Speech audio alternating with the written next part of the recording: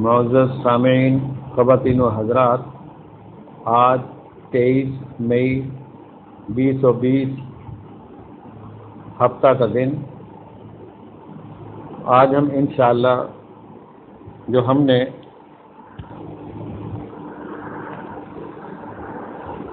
میرے نہایت ہی معزز سامعین، خواتین و حضرات، السلام علیکم۔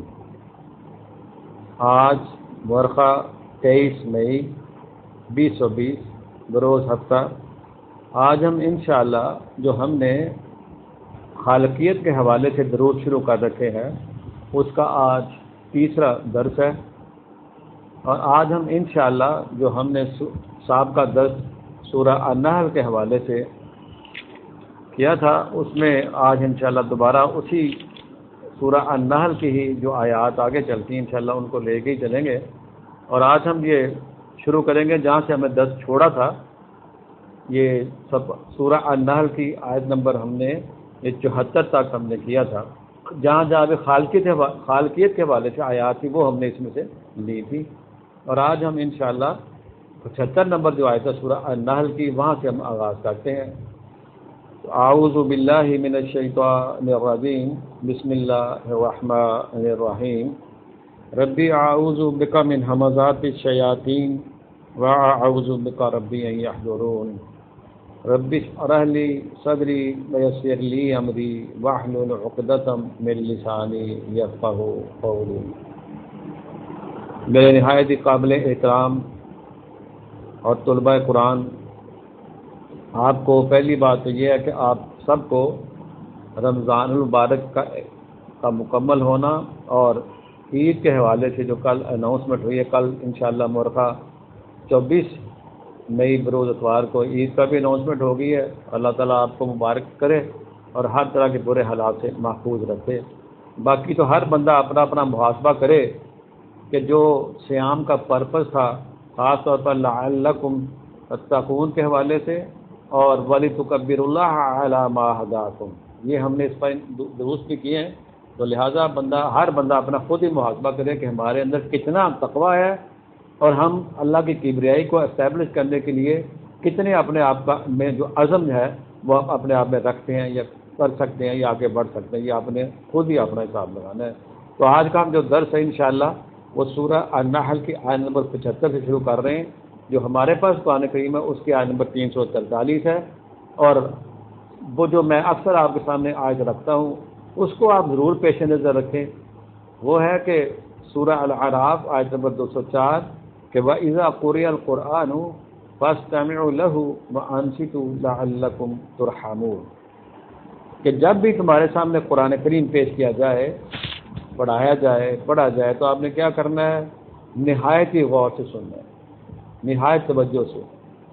یہ بہت ضروری احکام الہی ہے، یہ احکام الہی آداب قرآن کے حوالے سے، اور فرمایا کہ وَأَنصِتُوا لَعَلَّكُمْ تُرْحَمُونَ، خاموشی سے، عاجزی سے، تاکہ اس سے تمہارے پر کیا ہو؟ رحمت آئے۔ تو بات یہ شروع تھی کہ جو اللہ تعالیٰ کی خالقیت ہے وہ قرآن کریم کے اندر بے شمار آیات جو ہیں پھیلی ہوئی ہیں، اور اس کا جو ورک ہے وہ ساری کائنات کے اندر ہمیں نظر آ رہا ہے۔ بظاہر ہم جو کچھ بھی ہمارے سامنے ہے، جو اللہ تعالیٰ آیات کے ذریعے بیان کر رہا ہے وہ ہمارے سامنے نظر بھی آ رہا ہے، تو اس کو ہم نے یعنی وہ اللہ کی یہ خالقیت ہے، اس اللہ کی یہ مینوفیکچرنگ ہے، اور ان کو سمجھتے ہوئے ہم نے کیا کرنا ہے؟ اپنا تعلق اللہ کے ساتھ جوڑتے چلے جانا کہ اللہ ایک حقیقت ہے، حی و قیوم ہے، اس کے ساتھ اپنا تعلق جوڑتے چلے جانا، دیگر ہستیوں سے اپنا پلہ چھڑانا ہے، اپنے آپ کو وہاں سے آزاد کروانا ہے، نظریات ہوں یا کوئی پرسنالٹیز ہوں جو غیر اللہ ہے، آپ نے اللہ کے ساتھ حقیقتاً اپنا تعلق جوڑتے چلے جانا ہے۔ تو بات یہ ہو رہی تھی، یہ صفحہ نمبر جو 343 میں 73 آیت میں 73 آیت نمبر میں فرمایا کہ وَيَعْبُدُونَ مِن دُونِ اللَّهِ مَا لَا يَمْلِكُ لَهُمْ رِزْقًا مِنَ السَّمَاوَاتِ وَالْأَرْضِ شَيْئًا وَلَا يَسْتَطِيعُونَ۔ اللہ ہمارا کہ جن ہستیوں کے تم نے کیا کیا ہوا ہے؟ عبد بنے ہوئے ہو اللہ کے علاوہ، وَيَعْبُدُونَ مِن دُونِ اللَّهِ، کہ اللہ کے علاوہ جن ہستیوں کے تم عبد بنے ہوئے ہو، جن کا تم نے کیا کیا ہوا ہے؟ یعنی اپنے آپ کو ان کے ہاں ایک قسم کا ہوتا ہے نا انسان کے بس وہ اپنا بیچ دیتا ہے غیر اللہ کے سامنے. اس حوالے سے یعنی جو غیر اللہ کے علاوہ جن کے تم عبد بنے ہوئے, جن کو تم نے اپنے معبود بنا رکھا ہے, ان کے پاس کوئی اختیار نہیں ہے کہ سماوات اور ارض میں رزق مہیا کر سکے. ان کے پاس یہ طاقت نہیں ہے. یہ 73 میں بتایا گیا ہے وَيَعْبُدُونَ مِن دُونِ اللَّهِ مَا لَا يَمْلِكُ لَهُمْ رِزْقًا مِنَ السَّمَاوَاتِ وَالْأَرْضِ. یعنی جو بھی مخلوقات سماوات اور ارض میں ہیں ان کا اختیار نہیں ہے کہ وہ ان کو رزق مہیا کر سکے. وَلَا يَسْتَطِيعُونَ, نہ ان کے پاس کوئی اختیار ہے نہ ان کے اندر یہ طاقت ہے. اور فرمایا کہ فَلَا تَضْرِبُوا لِلَّهِ الْأَمْثَالَ إِنَّ اللَّهَ يَعْلَمُ وَأَنْتُمْ لَا تَعْلَمُونَ. اور اللہ کے حوالے سے ان ہستیوں کا سامنے رکھ کر کسی قسم کی مثال جو ہے وہ بنتی نہیں ہے, وہ مت دیا کریں آپ, مثال سجتی نہیں ہے. آگے یہ بات آ رہی ہے, یہ 2 آیات ہیں, یہ بڑی زبردست آیات ہیں, اتنا بہترین انداز سے یہ سمجھائی گئی ہے بات. یہ کہاں قرآن اور کہاں ہم. اللہ فرما رہا ہے ضرب اللہ مثلا عبدا مملوکا لا يقدر على شيء ومن رزقناه منا رزقا حسنا فهو ينفق منه سرا وجهرا هل يستوون الحمد للہ بل اکثرهم لا يعلمون. یہ ساری مثال ہم پہ فٹ بیٹھتی ہے. اللہ فرما رہا ہے, اللہ تعالیٰ بیان فرما رہا ہے ضرب اللہ مثلا, اللہ بیان فرما رہا ہے مثال کے ذریعے سمجھا رہا ہے تمثیلی انداز میں ایک ایسے بندے کی حالت عبدن مملوکن, ایسا ایک غلام جو زر خرید غلام ہے کسی دوسرے بندے کا, تو اس کی مثال دے رہا ہے اللہ عبدن مملوکن, یعنی ایک ایسا عبد, ایک ایسا بندہ, ایسا غلام یعنی دوسرے کا زر خرید, لا یقدر علی شیء, اس کا کوئی اختیار نہیں ہے, وہاں کسی قسم کا اس کا اختیار نہیں ہے, وہ زر خریدا جو وہ کہے گا وہ کرتا چلا جائے گا. یہ اللہ ہمارا ہے. کہتا ہے ایک تو یہ ہے وَمَنْ رَزَقْنَاهُ مِنَّا رِزْقًا حَسَنًا فَهُوَ يُنْفِقُ مِنْهُ سِرًّا وَجَهْرًا هَلْ يَسْتَوُونَ. اور ایک وہ بندہ جو آزاد ہے جس کو اللہ نے رزق حسنہ دیا ہوا ہے اور وہ کیا کرتا ہے, اس کا انفاق کرتا ہے, جہرا یعنی چھپے میں بھی اور ظاہرہ بھی, سرن کہتے ہیں چھپے چھپ کے, اور جہرن یعنی سامنے بھی. حال یستوون, یہ اللہ تعالیٰ دونوں کی مثال دے رہا ہے کہ وہ کیا دونوں برابر ہو سکتے ہیں. یعنی ایک غلام ہے اپنی مرضی کر ہی نہیں سکتا, موومنٹ نہیں کر سکتا اپنی مرضی سے, بس جو وہ کہے گا اس کے مطابق اس کو کرنا پڑے گا جو اس کا مالک کہے گا. اور دوسرا ہے کہ ایک آزاد ہے, اللہ تعالیٰ نے اس کو رزق دے رکھا ہے تو وہ اس میں کیا کرتا ہے, خرچہ کرتا ہے, انفاق کرتا رہتا ہے. کہتا ہے دونوں اب سمجھو کہ برابر ہو سکتے ہیں. الحمدللہ, تمام تر تعریفات جو ہیں وہ اس اللہ کے لیے ہیں, بل اکثرهم لا یعلمون, لیکن میجورٹی جو ہے, اکثریت جو ہے, وہ اس بات کو سمجھتی نہیں ہے, وہ علم نہیں رکھتی اس بات کا. یعنی ایک بندہ اپنے آپ کو دوسرے کا غلام بنا لے, دوسرے کا پٹا گلے میں پہن لے, اور پھر وہ جو کہے گا اس کے مطابق ہی چلنا پڑے گا نا, اس کو اپنی مرضی کیسے کر سکتا ہے, وہ اس کے پاس اختیار ہی نہیں ہے. یعنی اختیارات کو سلب کر لیتی ہیں وہ قوتیں, جو اوپر فرمایا نا کہ یعبدون من دون اللہ, یعنی وہ جو غیر اللہ ہوتے ہیں وہ کیا کرتے ہیں, دوسرے کی آزادی کو سلب کر لیتے ہیں, دوسرے کی جو سمجھنے سوچنے کی صلاحیت ہے اس کو معوف کر دیتے ہیں. تو وہ کیا کر سکتا ہے, وہ تو گونگا بن گیا نا بالکل. اب آگے اللہ ہمارا دوسری مثال دے رہا ہے اللہ تعالیٰ, یہ آیت نمبر 76 ہے, 76. وَضَرَبَ اللَّهُ مَثَلًا رَجُلَيْنِ أَحَدُهُمَا أَبْكَمُ لَا يَقْدِرُ عَلَى شَيْءٍ وَهُوَ كَلٌّ عَلَى مَوْلَاهُ أَيْنَمَا يُوَجِّهُ لَا يَأْتِي بِخَيْرٍ هَلْ يَسْتَوِي هُوَ وَمَن يَأْمُرُ بِالْعَدْلِ وَهُوَ عَلَى صِرَاطٍ مُسْتَقِيمٍ. یہ دونوں مثالیں اتنی زبردست اللہ لایا ہے ہمارے سامنے. کہتا ہے اب دوسری مثال سن لو.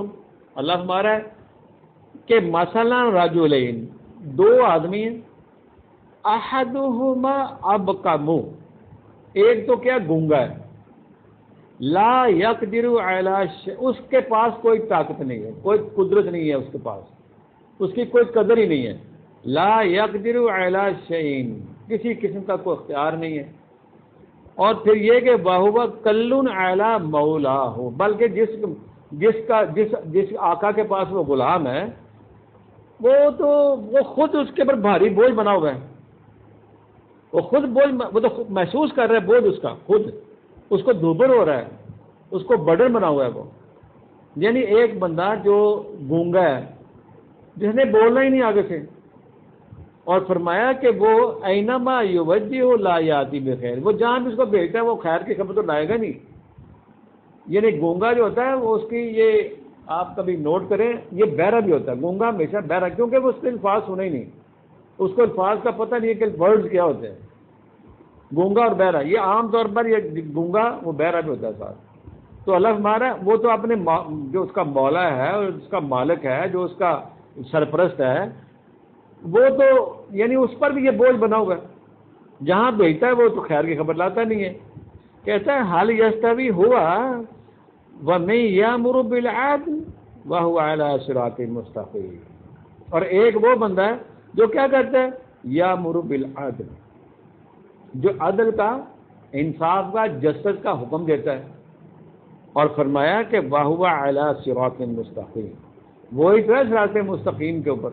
اب یہ دونوں جو مثالیں ہیں، اتنی زبردست مثالیں ہیں یہ، اگر انسان اس پر غور کرے تو یہ کیا ہماری کیفیت نہیں بیان ہو رہی؟ یعنی جس ہستیوں کو ہم نے اپنا آقا بنایا ہوا ہے، جس کے ہم غلام بنے ہوئے، جن ہستیوں کے، ان کے اشارے پر چلتے ہیں. اور ایک ہے مولا کا غلام ہے، اور اللہ تعالیٰ نے اس کو رزق حسنہ دیا ہے. رزق خالی یہ روٹی پانی نہیں ہوتا، رزق وہی کا رزق بھی سب سے بڑا رزق ہوتا ہے. یعنی اس میں آپ دیکھیں کہ یہ یعنی مکہ کے ماحول میں یہ باتیں ہو رہی ہیں اور ان کو اچھی طرح سمجھ آ رہی ہے کہ کیا فرمایا جا رہا ہے. اور وہاں جناب رسول صلی اللہ علیہ وسلم بھی یہ کام کر رہے ہیں. اللہ نے ان کو رزق حسنہ دیا اور وہ دن رات اس میں کیا کر رہے تھے، انفاق بھی کر رہے تھے. تو اللہ ان کو سمجھا رہا تھا مخالفین کو کہ دیکھو یہ آدمی جو مخالفین یعنی جو اللہ کے دیے ہوئے میں سے خرچ کرتا ہے اور وہ عدل کا حکم دے رہا ہے، اور تمہاری کیفیت کیا ہے؟ تم جا کے ان ہستیوں کے آگے جھکتے ہو. آج بھی ہم یہی کرتے ہیں.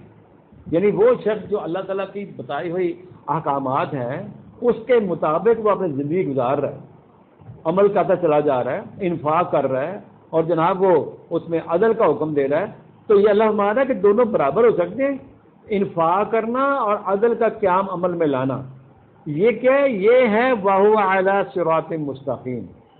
اور پھر دوسری بات یہ ہے کہ آپ کو اس میں ایک اور چیز ملے گی کہ ایک بندہ جو گونگا ہے اور اپنے جو اس کا معبود ہے، جو اس کا مالک ہے، وہ اس پر بوجھ بنا ہوا ہے. تو جب یہ دونوں بندے برابر نہیں ہو سکتے، دونوں شخصیات برابر نہیں ہو سکتی، یعنی وہ مولا اور جو اس کا خادم، یہ کیسے برابر ہو سکتے ہیں؟ تو یہی بات اللہ تعالیٰ فرما رہا ہے کہ جن ہستیوں کو تم نے اپنا، جن کے تم غلام بنے ہوئے ہو، جن کو تم نے معبود بنا رکھا ہے، ان کے پاس طاقت نہیں ہے. وہ اللہ اور وہ دونوں برابر کیسے ہو سکتے ہیں؟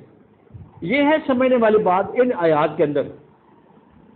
یہ ہے اللہ تعالیٰ کا سمجھانے کا انداز کہ تم کیسے کہتے ہو وہ اللہ تعالیٰ کے، وہ یعنی اللہ کے نظام میں وہ جو ہے ان کی دسترس ہے، وہ ہمیں ہمارے وہ جو مسائل حل کر رہا ہے، ہمیں خزانے دے رہا ہے، اور ہمیں جناب ہماری غرضیں پوری کر رہا ہے، ہمیں بچے دے رہا ہے، بچیاں دے رہا ہے، کاروبار چلا رہا ہے. یہ دونوں یہاں برابر نہیں ہو سکتے ہمارے سامنے. ایک گونگا ہے اور ایک دوسرا جس کا وہ یعنی وہ جس کا عمل بنا ہوا ہے. یہ دو بندے یہاں دنیا میں ایک دوسرے کے برابر نہیں ہو سکتے، ان کی صلاحیتیں فرق ہے. تو مولا کی اور عام بندے کی، انسانوں میں سے وہ کس طرح برابر ہو سکتے ہیں؟ یعنی غیر اللہ جو ہیں وہ اللہ کی کس طرح برابری کر سکتے ہیں؟ یہ ہے ان دونوں آیات کے اندر سمجھانے کا مقصد.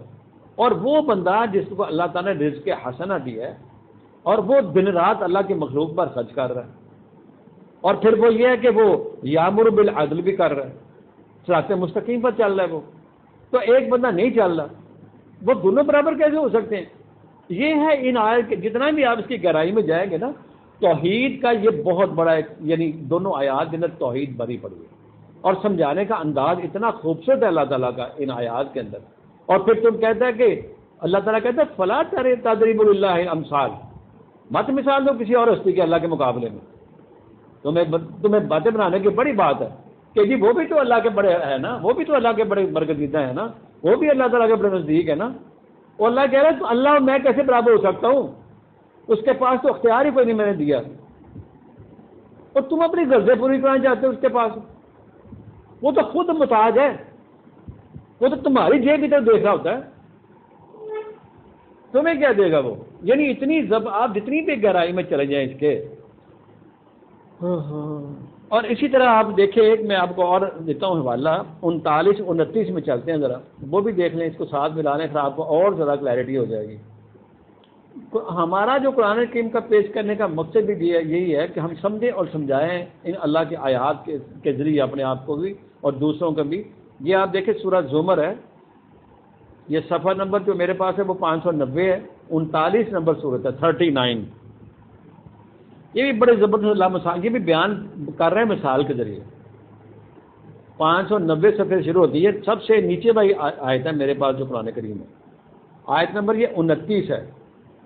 ان آیات کو، یہ آیات جو ہیں صرف پڑھنے کے لیے نہیں ہے، ان کو پڑھ کے ان کے اوپر تدبر کرنا ہے، ان کو سمجھنا ہے.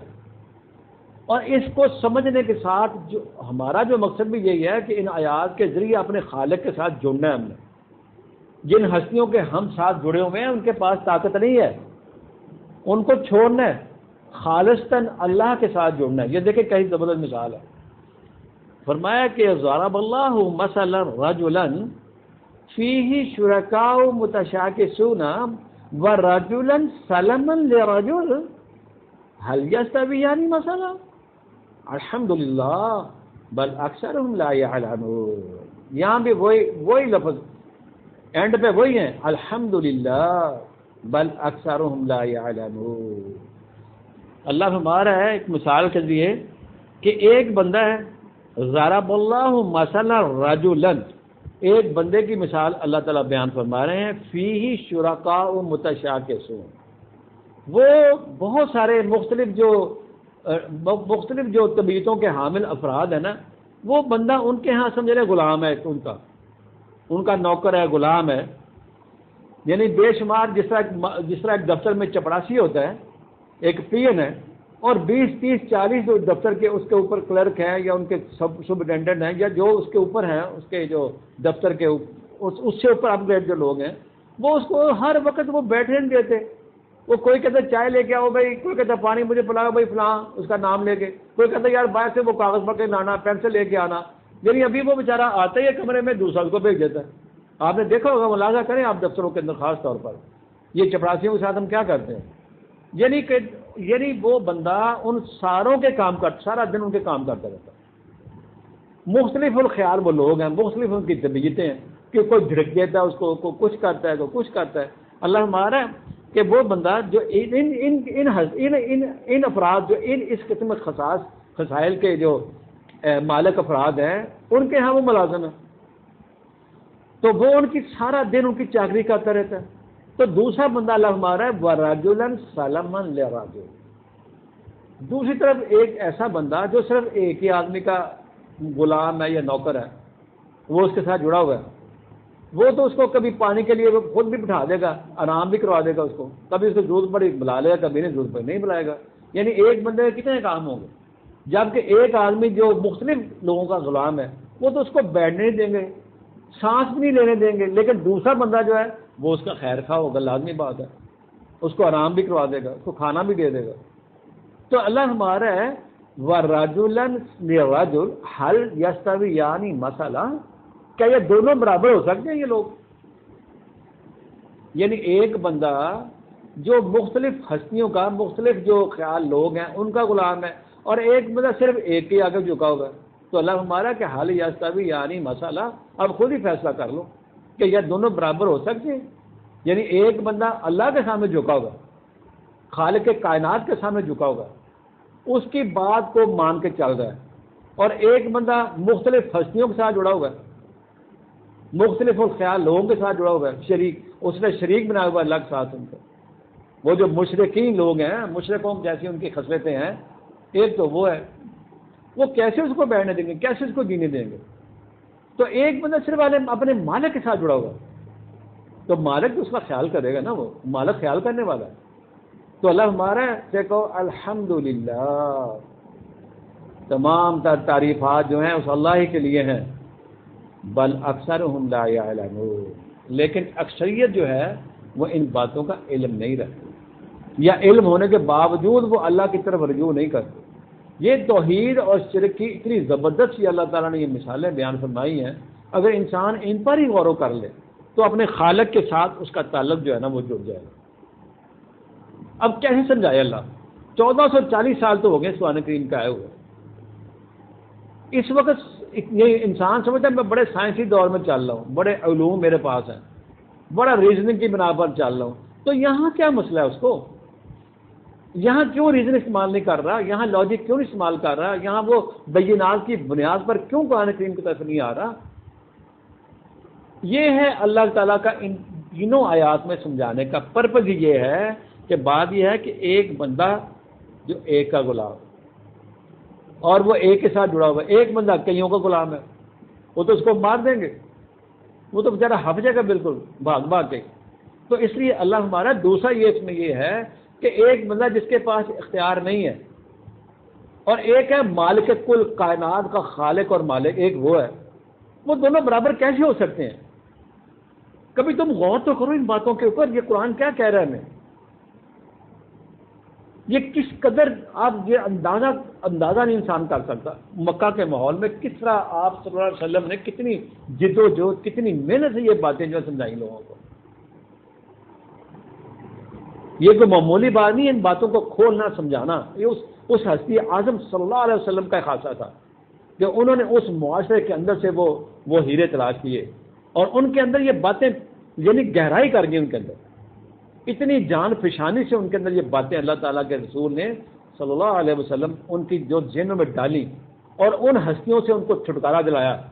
وہ جو کہتے ہیں 365 بت وہاں، ہر فرقے نے، ہر گروہ نے اپنا بت وہاں رکھا ہوا تھا.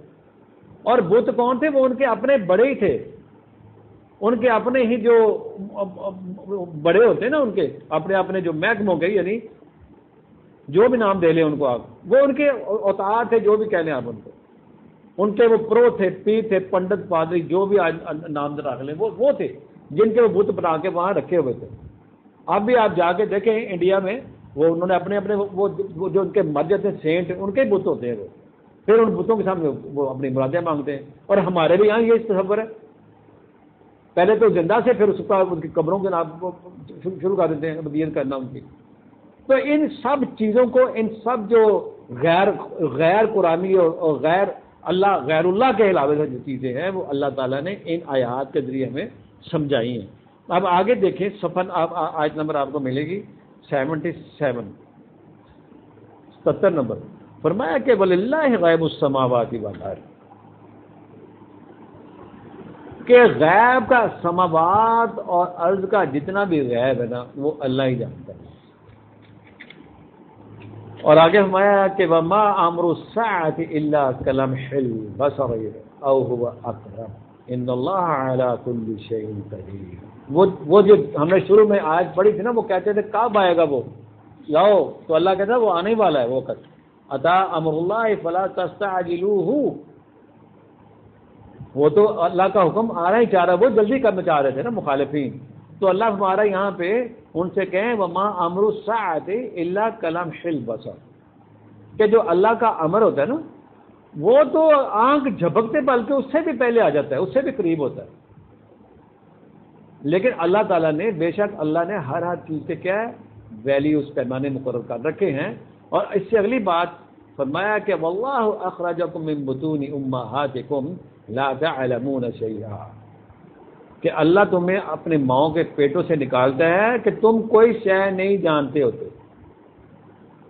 یہ بھی ہمارا کانسیپٹ جو ہے نا، اس کے ذریعے درست ہونا چاہیے. انسان کو اپنا کانسیپٹ بہتر کر لینا چاہیے. جب ہمارے سامنے اللہ کی آیات آ جائے نا، پھر انسان کو چاہیے کہ اپنا کانسیپٹ درست کر لے کہ انسان جب اللہ تعالیٰ کہتا ہے کہ جب اپنی ماؤں کے پیٹ سے تم نکلتے ہو نا، اس حالت میں کہ لا تعلمون شیئا، اس میں کسی کو کوئی، یعنی اس میں کوئی استثناء حاصل نہیں ہے کہ اس کو ہوگا اس کو نہیں ہوگا. لا تعلمون شیئا، کوئی بھی ہستی ہو، کسی کو علم نہیں دیا اللہ نے ماں کے پیٹ میں. وہ باہر آ کے اللہ ہمارا وَجَعَلَ لَكُمُ السَّمْعَ وَالْأَبْصَارَ وَالْأَفْئِدَةَ لَعَلَّكُمْ تَشْكُرُونَ. اللہ ہمارا ہے کہ ہم نے تمہیں سمع، بصر اور فؤاد کی صلاحیتیں دی ہیں، سننے کی، دیکھنے کی اور سمجھنے کی. یہ دل، دماغ اور کان جو دیے ہیں وہ اس لیے دیا ہے تاکہ تم اس کے ذریعے نالج حاصل کرو، اور اس کے ذریعے تم کیا کرو، لعلکم تشکرون، کہ تم اللہ کا شکر ادا کرو. اب ہم آگے چلتے تھوڑا سا. فرمایا کہ الم یروا الی الطیر مسخرات فی جو السماء ما یمسکہن الا اللہ ان فی ذلک لآیۃ لقوم یؤمنون. اللہ ہمارا کبھی تم نے غور کیا ہے پرندوں کے اوپر کہ جنہوں نے کیا کیا ہوا ہے، مسخر کر لیا انہوں نے کہ آسمان میں کیسے ہمیں چلنا ہے، اور اللہ نے ان کو تھاما ہوا ہے. اللہ نے روک رکھا نا، اس کو نیچے نہیں گرنے دیتا. وہ کہتے تم نے کبھی غور کیا؟ یہ ہے وہ اللہ، یہ ہے اس کی یعنی اس کی جو مالکیت، یعنی اس کا کنٹرول ان کے اوپر، کہ وہ ان کو گرنے نہیں دیتے. ایسی سسٹم ان کے اندر سیٹ کیا ہے، ان کے پروں کے اندر، ان کے جسم کے اندر، کہ وہ نیچے گر نہیں سکتے. الم یروا الی الطیر مسخرات فی جو السماء ما یمسکہن الا اللہ. اللہ یا جس نے ان کو تھاما ہوا. یہ ہے اللہ کی پاور.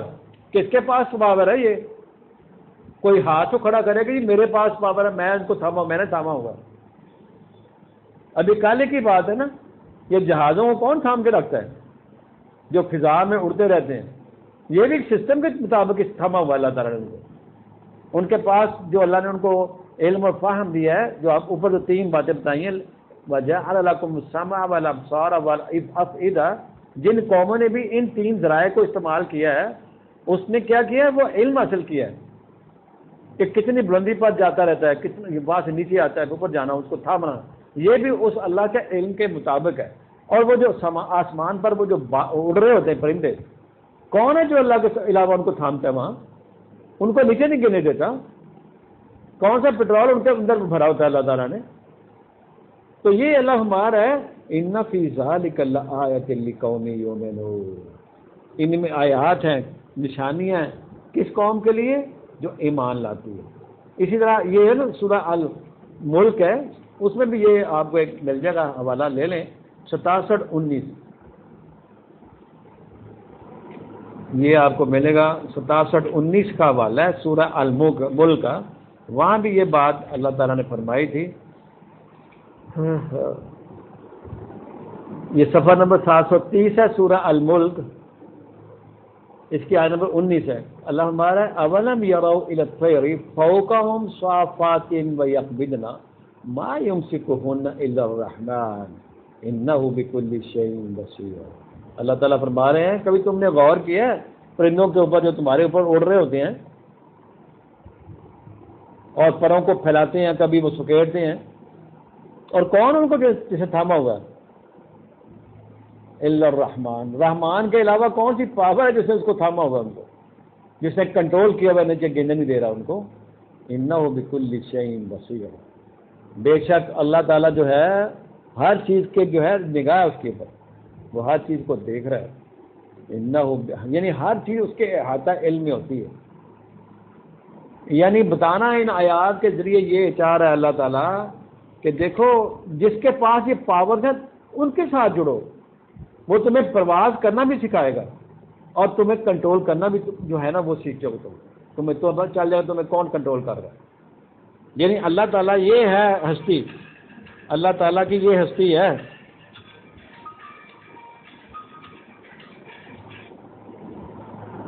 اللہ فرما رہے ہیں کہ تم جو یعنی جو پاورز آپ نے لینی بھی ہے نا، یعنی ایک ہوتا ہے یعنی آسمانوں پر جو پرندے اڑ رہے ہیں، اللہ تعالیٰ نے ان کا کنٹرول اس کے پاس ہے، کنٹرولنگ پاور اللہ کے پاس ہے.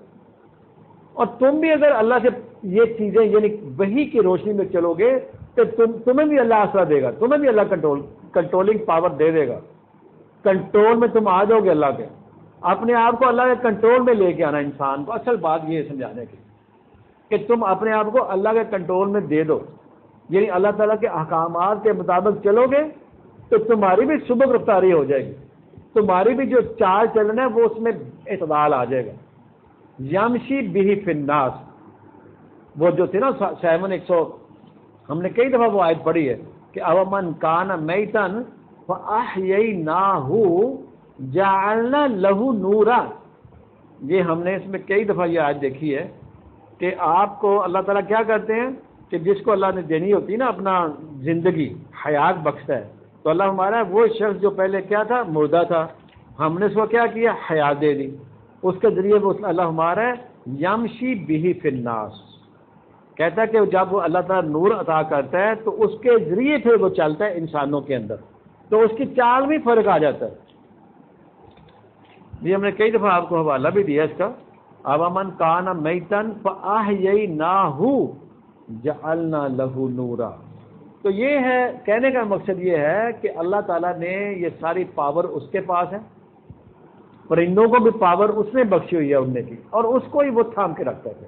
تو ہمیں بھی اپنے اللہ کے ساتھ اللہ کی کتاب اللہ کے ساتھ جوڑنے سے کیا ہوگا, انسان کو پاور ملتی ہے, تقویت ملتی ہے.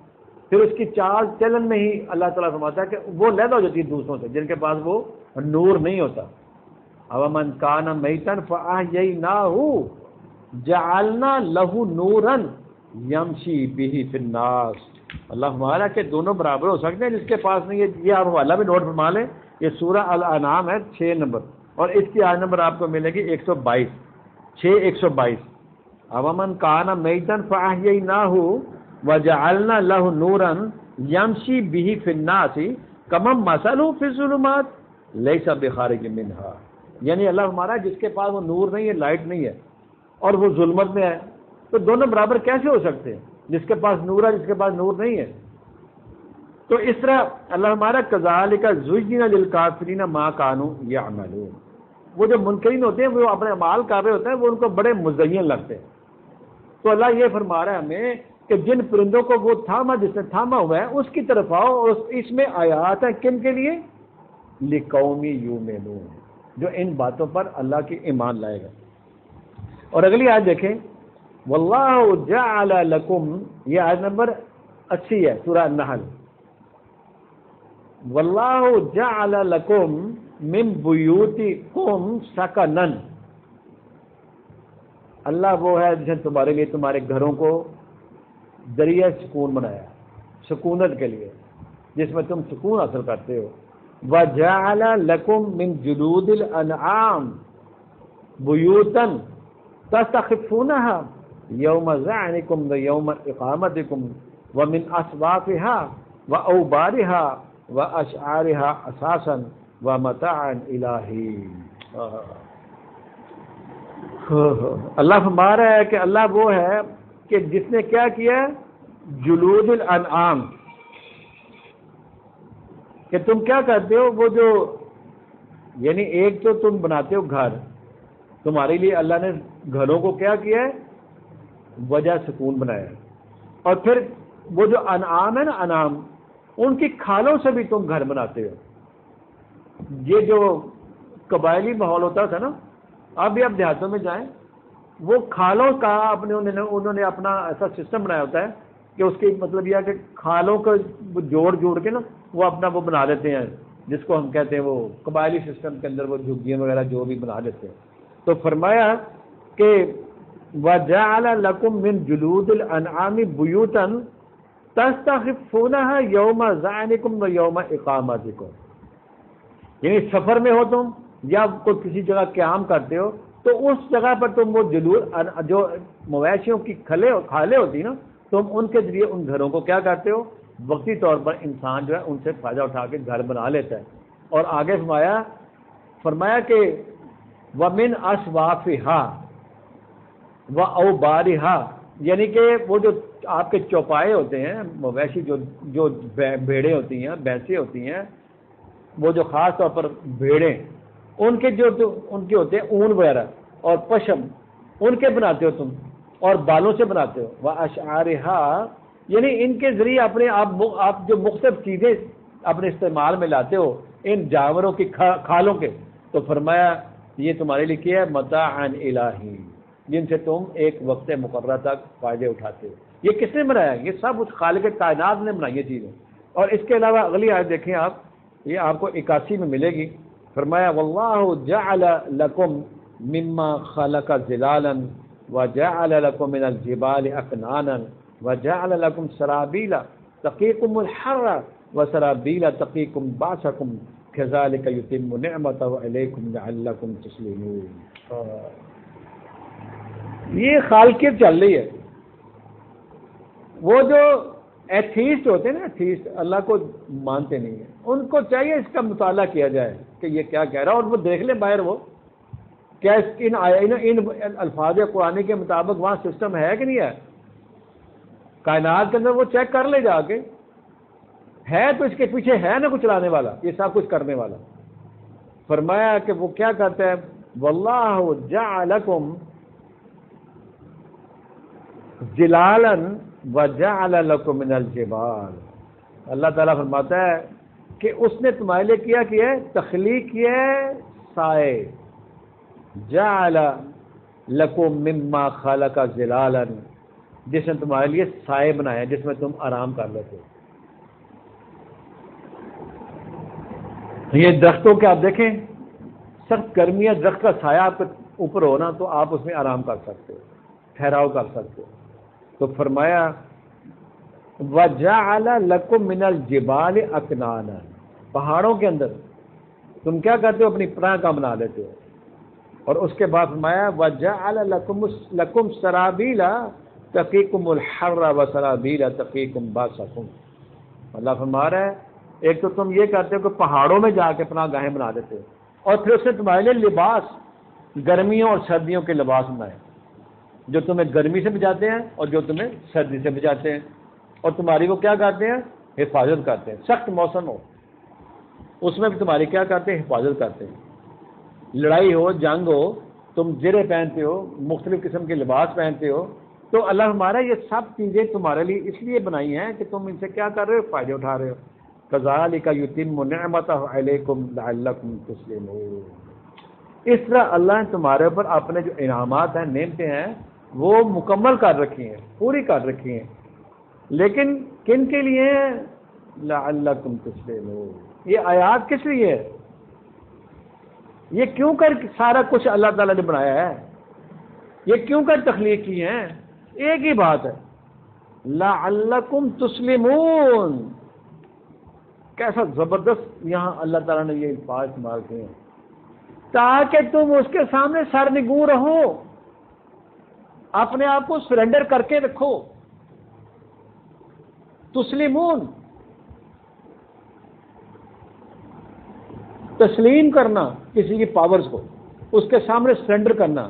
اور مسلم بھی اسی سے ہی ہے، اور مسلم ہوتا ہی وہ ہے جو اللہ کے سامنے جھکا ہوتا ہے، تاکہ تم اس کے سامنے جھکے رہو، فرما برداری کرتے رہو. یہ آیات ہمیں جھنجھوڑ رہی ہیں، بتا رہی ہیں کہ یہ اس کا ان آیات کا بیان کرنے کا مقصد کیا ہے، یہ سب کچھ بنانے کا مقصد کیا ہے. یہ جو تمہیں اتنی نعمتیں عطا کی ہیں اللہ نے کس لیے ہیں، لعلکم تسلمون. جس نے بنائی ہے اس کے سامنے سرنڈر ہو جاؤ بس. اور جن ہستیوں کے سامنے جا کے تم سرنگو ہوتے ہو، کیا بنایا ہے کائنات کے اندر انہوں نے، یعنی آپ نے سرنڈر تو ہونا ہے اللہ کے سامنے جو تمہارا تخلیقار ہے، تمہیں پیدا کرنے والا ہے اور ان چیزوں کو پیدا کرنے والا ہے، تخلیق کرنے والا ہے. تم جا کے ان کے سامنے اپنا سرنگو ہوتے ہو. یہ تمہاری اپنی ہی ڈگنیٹی کے خلاف ہے بات، یہ تمہاری اپنی عظمت کے خلاف ہے. یعنی انسانی عظمت جو ہے، کرامت ذات جو ہے، یہ اس کے خلاف ہے کہ تم اپنے جیسے بندے کے سامنے جھکتے ہو، سرنگو ہوتے ہو، سرنڈر کرتے ہو، اور پھر سے ڈرتے رہتے ہو، جس کے پاس کوئی پاور ہی نہیں ہے. اپنا سب کچھ تم دیتے ہو، اس کو دیا سب کچھ اللہ نے ہے، اور تم ہونا تو اس کے سامنے سرنڈر ہے. لعلکم تسلمون، تاکہ تم اس کے سامنے سرنڈر کر دو اپنے آپ کو. یہ ہے جو ہمارے نبی مکرم صلی اللہ علیہ وسلم نے ہمیں درس دیے تھے، صحابہ کو درس دیے تھے، جماعت مومنین تیار کی تھی ان حوالوں کے ذریعے، ان آیات کے ذریعے، اور ان کو سمجھ لگی تھی بات بالکل فیکٹ ہے. ایک ہستی ہے کائنات کے اندر جس نے سارا کچھ بنایا ہے، اور ہم نے اس کے سامنے سرنگو ہونا ہے، اور اس کی سر بلندی کے لیے اپنا تن من دھن سب قربان کر دیں. اس کے نظام کی اسٹیبلشمنٹ کے لیے جو کچھ بھی رکاوٹیں آئیں ہم نے سب کراس کر دینی. اور اسی لیے اللہ تعالیٰ نے 9:111 میں ایک آیت میرے سامنے آ گئی، وہ بھی لے لے اس کے ساتھ ہی. اللہ تعالیٰ فرماتا ہے، یہ سورہ توبہ کی آیت نمبر 111 دیکھیں آپ، کہ جن مومنین کو یہ باتیں سمجھ آ گئی تھی نا، اس حوالے سے ایک آیت میرے سامنے یہ آ گئی ہے. یہ صفحہ نمبر 252 ہے، سورہ توبہ 9 نمبر سورت، اس کی آیت نمبر ہے 111. فرمایا کہ ان اللہ اشترى من المؤمنین انفسهم واموالهم بان لهم الجنہ. کمال ہے یہ بات، کہ اللہ تعالیٰ نے خرید لیے، بے شک اللہ نے کیا کر لیے، پرچیز کر لیے، خرید لیے. کیا؟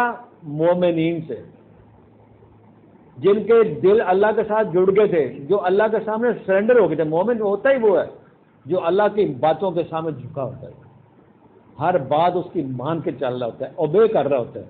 ان اللہ اشتری من المؤمنین انفسهم واموالهم بان لهم الجنہ. اللہ نے مومنین سے ان کی جانوں اور ان کے مالوں کے عوض، مال اور جان خرید لیے ہیں. کس کے عوض؟ جنت کے عوض. یہ کمٹمنٹ ہوگی اللہ کی. یہ مومنین، جس صحابہ کرام رضوان اللہ تعالیٰ اجمعین، خاص طور پر یہ ان کی بات ہو رہی ہے. اور کرتے کیا تھے وہ؟ یقاتلون فی سبیل اللہ فیقتلون ویقتلون. جب ان کو سمجھ آ گئی تھی نا یہ بات کیا ہے، کہ اللہ کون ہے، کس ہستی کا نام اللہ ہے، اور اس کی پاورز کے متعلق ان کو جب سمجھ آئی تھی، تو اللہ نے فرمایا کہ ہم نے کیا کیا، سودا کر لیا ان کے ساتھ. بھائی جان تمہاری جان نہیں ہے، مال تمہارا مال نہیں ہے، ہمارا ہو گیا اب. اور ہم آپ کو کیا دیں گے؟ جنات. اور جنات بھی ایسی کہ کمال ہے. وہ آئے گا انشاءاللہ جنات کے متعلق بھی آپ کو کچھ مقامات دکھائیں گے. آپ ایسی جنات کہ جن کے نیچے نہریں رواں ہوں گی، اور وہاں کیا ہوگا؟ دودھ کی نہریں، شہد کی نہریں، صاف اور مصفہ پانی کی نہریں. 4 نہروں کا ذکر ہے. وہ انشاءاللہ کل میں آپ کو کوشش کروں گا آپ کے سامنے وہ لے آئیں. جنات مختلف قسم کی، اعلیٰ سے اعلیٰ بالا خانے. کیوں کہ خریداری کر لی اللہ تعالیٰ نے، اور یہی ٹکٹیں دے دی ان کو. رضی اللہ عنہم ورضوا عنہ. قرآن کریم جب تک انسان اس کو نہیں سمجھے گا، اس کی تھیری، اس کا جو منہاج ہے وہ نہیں سمجھے گا، اس کے اندر اترنا نہیں اس کو آئے گا، تو کیسے سمجھے گا قرآن کریم؟ قرآن اللہ تعالیٰ کی کتاب ہے، یہ کتاب عزیز ہے. فرمایا کہ اللہ تعالیٰ نے خرید لی ہیں ان سے.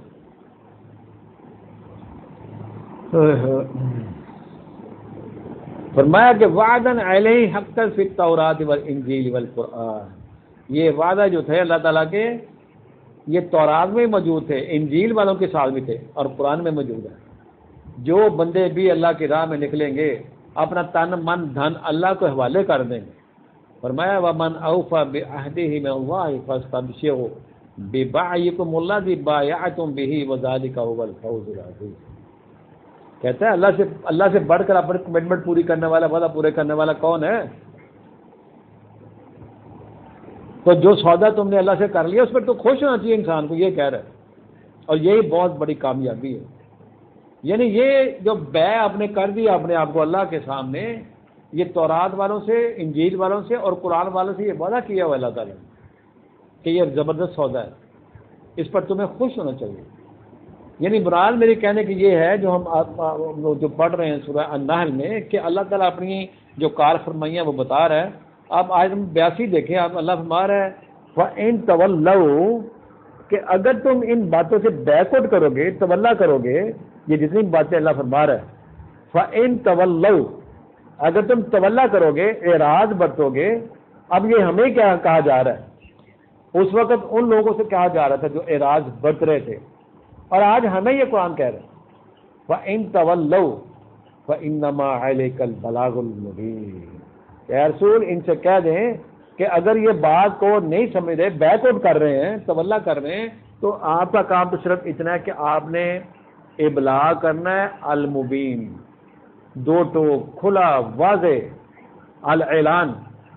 آپ کا کام صرف یہی ہے کہ آپ ابلاغ کر دو مبینہ طور پر، یعنی کھلا، دو ٹوک، کھول کھول کر سنا دو ان کو. فرمایا یعرفون نعمت اللہ ثم ينکرونها واکثرهم الکافرون.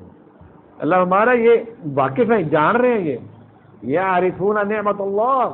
کون نہیں جانتا یہ سب کچھ اللہ نے بنایا ہے؟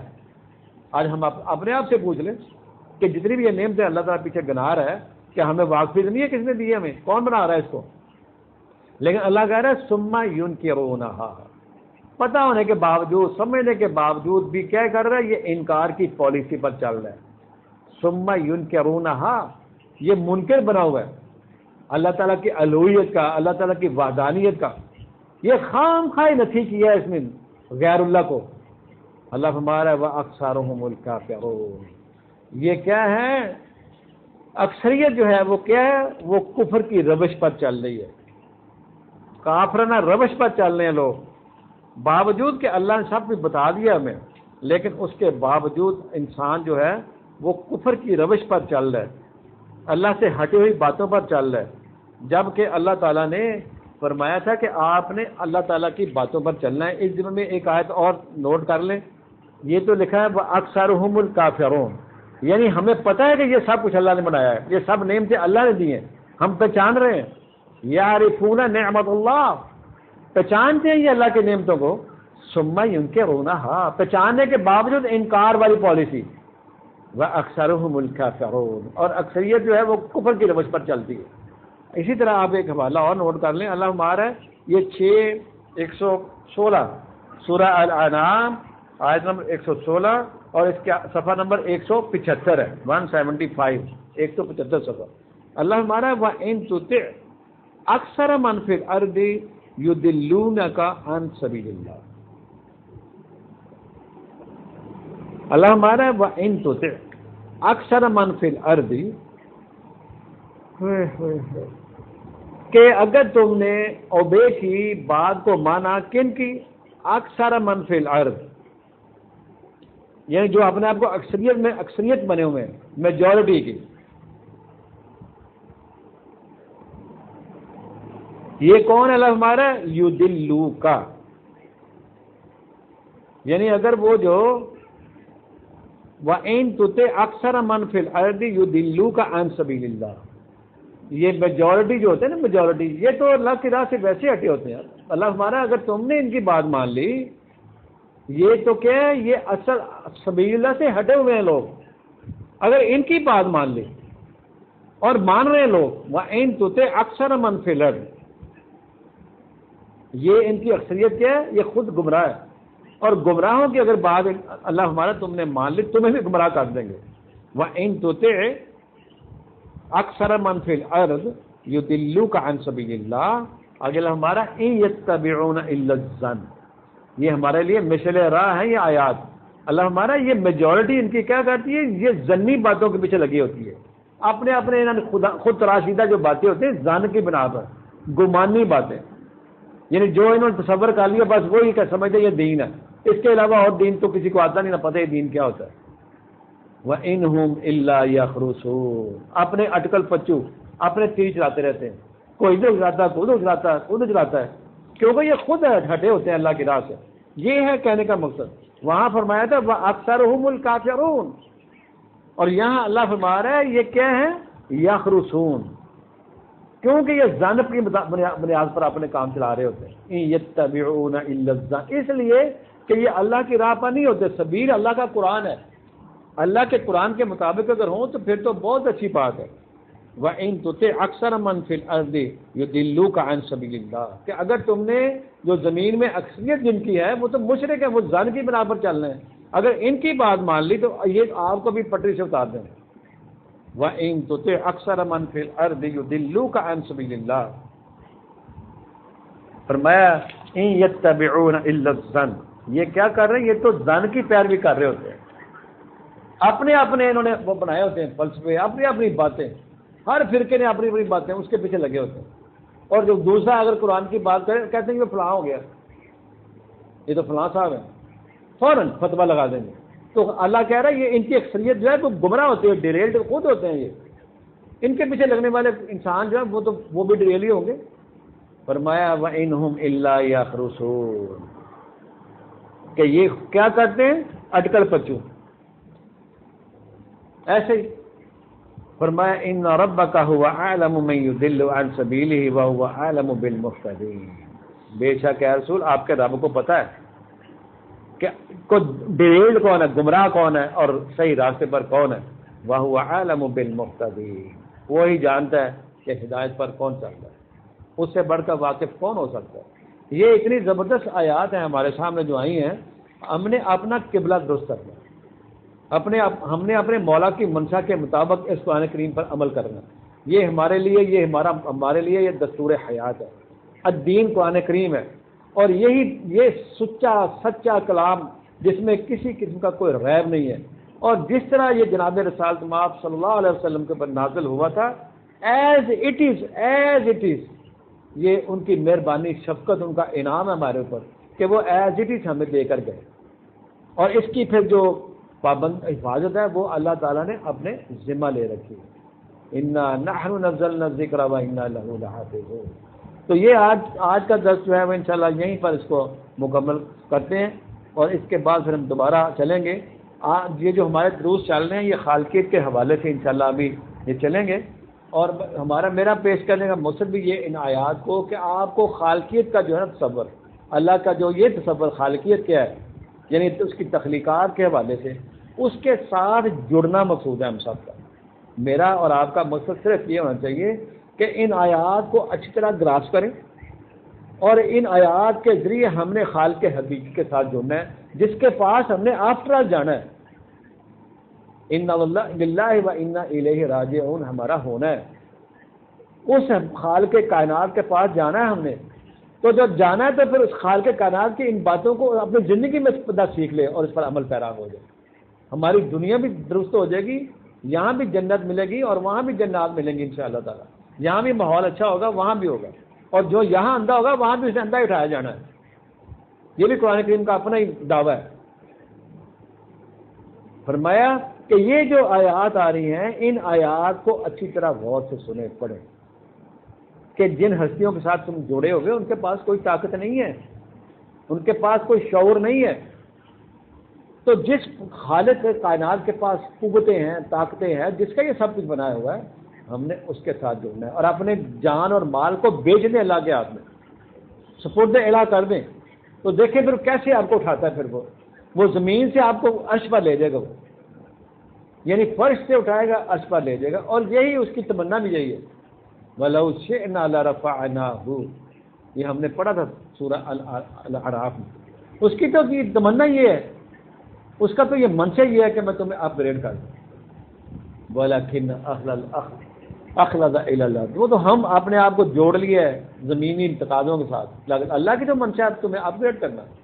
انسان کو اپ گریڈیشن ملے گی اللہ تعالیٰ کے احکامات پر عمل کرنے سے.